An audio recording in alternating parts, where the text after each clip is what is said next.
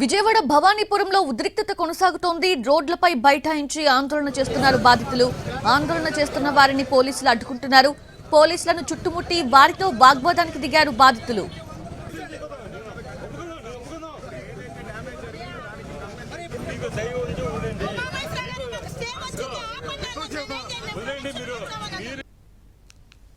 మరోవైపు భవానీపురంలో భవనాలు కూల్చివేసిన తర్వాత సుప్రీంకోర్టు స్టే ఇచ్చింది.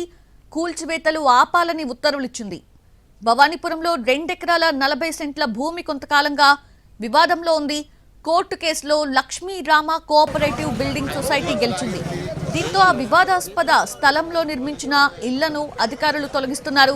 అయితే 25 ఏళ్లుగా ఉంటున్న తమని కోర్టు ఆదేశాల పేరుతో వెళ్లగొడుతున్నారని, తమ ఇళ్లను కూడా కూల్చివేస్తున్నారని ఆ ఫ్లాట్స్ యజమానులు ఆందోళన వ్యక్తం చేస్తూ ఉన్నారు.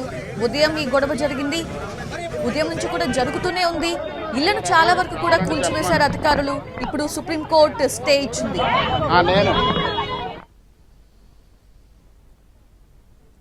రైట్, అక్కడ ఉద్రిక్తత పరిస్థితి అయితే కొనసాగుతోంది. మనం విజువల్స్ లో చూస్తున్నాము. లైవ్ లో బాధితులు పోలీసులతో వాగ్వాదానికి దిగారు. శ్రీకాంత్ అక్కడే ఉన్నారు, జాయిన్ అవుతున్నారు లైవ్ లో. శ్రీకాంత్, అక్కడ సిచ్యువేషన్ ఎలా ఉంది అసలు? విజువల్స్ లో కూడా పూర్తి స్థాయిలో బాధితులు అందరూ కూడా రోడ్డు మీద బైఠాయించి తమ ఆందోళన వ్యక్తం చేస్తా ఉన్నారు. ఉదయం రాని పోలీసులు ఇప్పుడు వచ్చారండి. బాధితులతో మాట్లాడారు.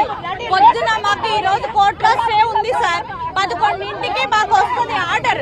11ంటికన్నా ముందే మా ఇల్లు కూల్చేయాలి. ప్రీ ప్లాన్డ్ గా 11ంటికి ముందే కూల్చేశారు. మేము ఒక్క 1 అవర్ టైం ఇవ్వండి, మా టైం లోపు అవ్వకపోతే మీరే తీసుకోండి అన్నా కానీ మమ్మల్ని ఒక్క మాట కూడా మేము చూస్తుండగా ప్రభుత్వం ఉంది, పోలీసు వాళ్ళు ఉన్నారు, అందరూ ముందు కూల్చేశారు. మేము స్టే వచ్చాక కూడా అడిగాము, ఆగండి స్టే వచ్చింది ఆగండి అన్నా కానీ మా మాట వినకుండా మా ఇల్లు కూల్చేశారు. ఇప్పుడు ఎక్కడ వస్తుంది ప్రభుత్వం ఏం చేస్తుంది? రావాల్సిందే ప్రభుత్వం. మాకు న్యాయం జరగాల్సిందే. మాకు ప్రభుత్వం న్యాయం చేయాలి. మా ఇల్లు రూపాయి పోగేసి కట్టుకున్నాం. ఇప్పుడు ఏ ప్రభుత్వం వచ్చి మాకు ఇచ్చిందో ఇవ్వండి. మేము అప్పటిదాకా ఇక్కడే కూర్చుంటాం. మేము ఎవరి అడగట్లేదు. మా ఇల్లు కూల్చేశారు, మా స్థలాలు లాక్కున్నారు. ప్రభుత్వం ఎక్కడుందండి? అన్యాయంగా లాయర్లు తీసుకొచ్చారు, పోలీసులు తీసుకొచ్చారు, దౌర్జన్యం చేశారు, రౌడీలు తీసుకొచ్చారు. ఉదయం అంతా ఇళ్ళని కూల్చేశారు. మేము నడి రోడ్డు మీద ఉన్నాము. ఆగండి సుప్రీంకోర్టు నుంచి లెటర్ వచ్చింది, స్టే మా వైపున వచ్చింది అన్నా సరే సుప్రీంకోర్టు అంటే లెక్కలేదా? ఆఖరికి చర్చిని కూడా కూల్చేశారు, దేవుణ్ణి కూడా పడగొట్టేశారు. మాకు ఈ పోరాటం ఆగదు, మాకు న్యాయం జరగాల్సిందే. మొత్తం ఒకవైపున బాధితుల ఆందోళన కొనసాగుతుంది. పోలీసులు కూడా పూర్తి స్థాయిలో రోడ్డు మీద బైఠాయించి ఆందోళన చేస్తున్న వాళ్ళందరినీ కూడా తొలగిస్తున్న పరిస్థితి. మరొక వైపున పోలీసులు కూడా రోడ్డు మీద బైఠాయించి ట్రాఫిక్ అంతా ఇబ్బంది కలుగుతుంది కాబట్టి ఇక్కడ నుంచి వెళ్ళిపోవాలని పోలీసులు కూడా ఒకవైపున వాళ్ళని తొలగిస్తున్న పరిస్థితి. ప్రధానంగా ఉదయం ఇల్లు కూల్చివేత జరిగినప్పుడు పోలీసులు మాత్రం ఎక్కడా కూడా రాలేదు. ఇప్పుడు మాత్రం ఆ స్టే ఆర్డర్ వచ్చిందని కూడా చెప్తున్నా, ఇంకా టైం ఉంది, సమయం ఉందని ఉదయం చెప్పినా కూడా వినకుండా మా ఇల్లు దగ్గరుండి కూల్చివేశారు. ఇప్పుడు వచ్చి మేము ఆందోళన చేస్తుంది, మమ్మల్ని అందరినీ ఇక్కడ నుండి తొలగిస్తున్నారని కూడా చెప్తున్నారు. ఏం చెప్తున్నారు పోలీసులు? ఏం చెప్తున్నారు? పోలీసులు మాకు ఏం చెప్పట్లేదండి, మాకు ఏం చెప్పలేదు. మమ్మల్ని పొద్దున కొంచెం ఒక్క 10 నిమిషాలు ఆగండి, మాకు స్టే వచ్చిందంటే అప్పుడు అమీనాలతో మాట్లాడమన్నారు.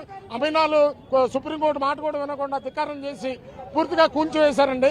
ఈ రోజు మేము ఈ రాత్రికి మా పిల్లలతో మేము ఎక్కడ ఉండాలి?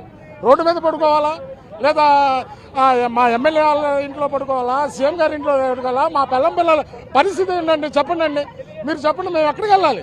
పోలీసులు ఏం చెప్తున్నారు? పొద్దున్న రాలేదు, వచ్చారా అంటున్నారు. ఏమంటలేదు, మీరు అమీనాలతో మాట్లాడండి, లాయర్లతో మాట్లాడమని చెప్పారు. వాళ్ళు ఏమనలేదు. కానీ అసలు మేము మా పరిస్థితి ఏంటి? మా ఇల్లులు 30 సంవత్సరాల క్రితం కట్టుకున్నాయండి, ఇప్పుడు కాదు. ఇన్ని సంవత్సరాలు మరి రిజిస్ట్రేషన్ ఎలా జరుగుతున్నాయి? ఎందుకు చేస్తున్నారు? అవి ఎందుకు చేశారు? ఇవన్నీ ఇప్పుడు ఎందుకు చేయాలా? లాస్ట్ 1 ఇయర్ నుంచి రిజిస్ట్రేషన్ ఆపారండి. 30 ఏళ్ళు 84లో కేసు అయితే రిజిస్ట్రేషన్ ఆపాలా వద్దా? పూర్తి స్థాయిలో మొత్తం అందరూ అయితే తీవ్ర ఆందోళన వ్యక్తం